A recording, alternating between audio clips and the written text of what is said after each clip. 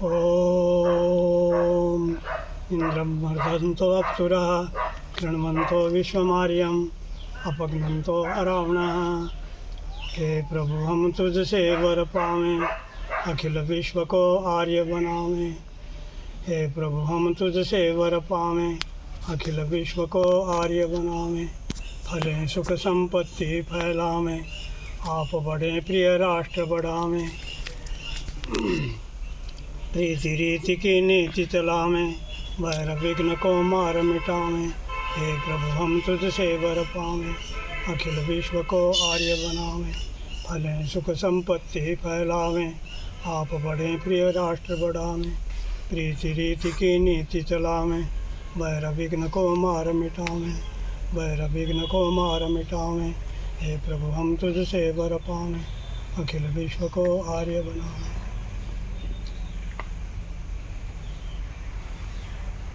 आर्य सज्जनों, धर्म प्रेमी सज्जनों, आज होली का पर्व सारे देश में मनाया जा रहा है।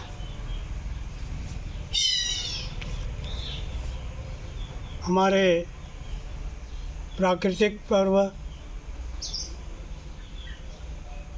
और कुछ राष्ट्रीय पर्व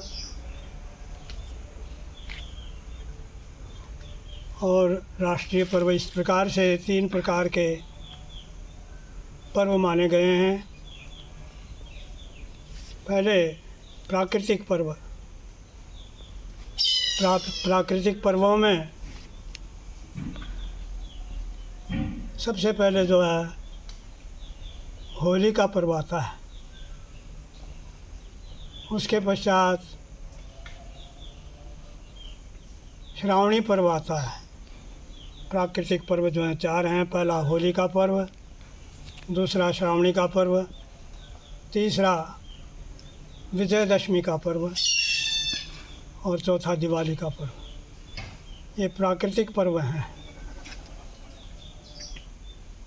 पर्व जो हैं ये भी उन्नति के लिए अर्थात हम आगे बढ़ें। चरैवेति हम बढ़े चलें, अर्थात हमारी उन्नति होती रहे। तो ये भी प्राकृतिक पर्व भी हमें शिक्षा दे रहा है। ये नवसश्रेष्ठी यजमान कहा गया है इसको। आजकल गेहूँ, चना, जौ आदि जो हैं ये नई फसल में आती हैं। उसकी प्रसन्नता में जो है बड़े बड़े यज्ञ होते हैं और यज्ञ भी बड़े बड़े गांवों में, शहरों में प्राचीन काल में किए जाते थे, जो कि सारा गांव जो है अन्न की शुद्धि के लिए यज्ञ करता था। आजकल भी जो है कुछ विकृत रूप में गौ से आदि जलाते हैं। इस प्रकार से वो यज्ञ का ही बिगड़ा हुआ है। और यज्ञ जो है वो सदा आगे बढ़ने के लिए पर्व जो है कहते हैं, जैसे हम एक प्रकार से सीढ़ी जैसे लाठी होती है उस पर चढ़ने के लिए, उस पर चढ़ें तो पौड़ी होती हैं, उसी को ही पर्व कहा जाता है। हम सदा उन्नतिशील रहें और आगे बढ़ें, इसके लिए ये प्राकृतिक पर्व भी जो है होली का पर्व माना जा रहा है। नवसश्रेष्ठी नया अन्न जो है वो आएगा, उसकी प्रसन्नता में किसान जो है प्रसन्नता मना रहा है। और इस प्रकार आगे मतलब ये भी फिर उसके बाद जो है जैसे श्रावणी पर्व है वो भी वेद विद्या के प्रचार प्रसार के लिए। और जो विजयदशमी पर्व है वो भी एक प्राकृतिक पर्व है। और क्षत्रिय जो हैं अपने हथियार को शुद्ध करके, साफ करके फिर सीमा पर जाते थे, जाने के लिए तैयारी करते हैं। और इसी प्रकार से दीपावली जो है उस समय भी नया अन्न आता है। उस समय बाजरा, ज्वार इस प्रकार की फसल आती है, उसकी प्रसन्नता के लिए यज्ञ करते थे। और कहा है कि यज्ञों वही श्रेष्ठतमम कर्म, यज्ञ सबसे श्रेष्ठ कर्म है। यज्ञ करके ही जो है पर्व के रूप में मनाकर हम उसका उपभोग करें, उसको हम यज्ञ करके ही जो है खाएं पिएं, इस प्रकार से जो है। और कुछ समय पहले जो है गेहूं के होले और चनों के होले बनाकर खाते थे, जो कि आजकल जो बीमारियां हैं आजकल की, उनको इनका प्रयोग करके जो है आजकल वायु बढ़ जाती है। वायु को दूर करने के लिए इनके होले बनाकर जो है उपभोग करने से हम जो हैं स्वस्थ रह सकते हैं। तो इस प्रकार से ये प्राकृतिक पर्व माना गया है। और इसकी प्रसन्नता में आजकल जैसे हम लोग जो हैं गुलाल, कीचड़ आदि फेंकते हैं, ये सब जो है विकृत रूप हो गया है।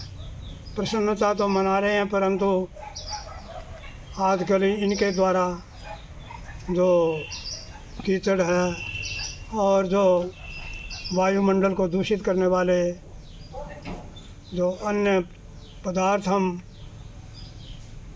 बम के रूप में और अनेक प्रकार से जो है वायु को दुर्गंधित कर रहे हैं।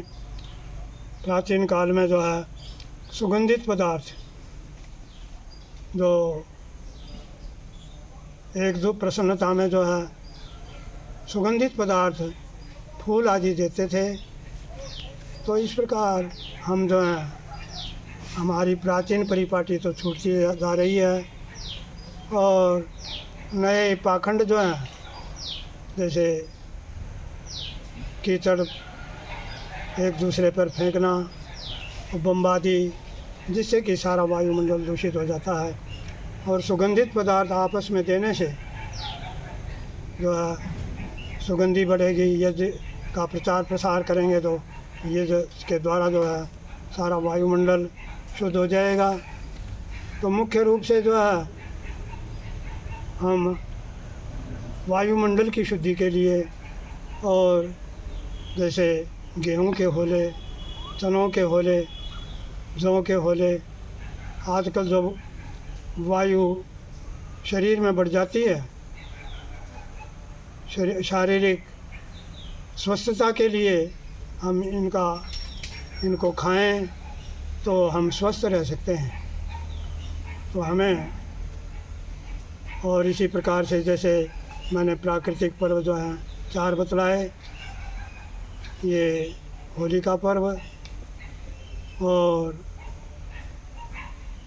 श्रावणी का पर्व, विजयदशमी का पर्व और दिवाली का पर्व, ये प्राकृतिक पर्व हैं।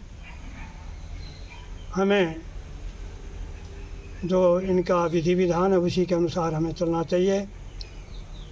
और जो दूसरे पर्व हैं राष्ट्रीय पर्व, जैसे गणतंत्र दिवस है, 15 अगस्त का पर्व है, और भी जो देश पर बलिदानी वीर हुए हैं उनके उपलक्ष्य में मनाते हैं, वो भी एक प्रकार से महापुरुषों का है और देश पर बलिदानी वीरों का है। उनको भी हम मनाएं और हम उनके देश के लिए कुछ, देश आगे कैसे बढ़े, हम देश में जो है जो कुरीतियाँ बढ़ रही हैं उनके निवारण के लिए हमें सतत प्रयत्न करना चाहिए।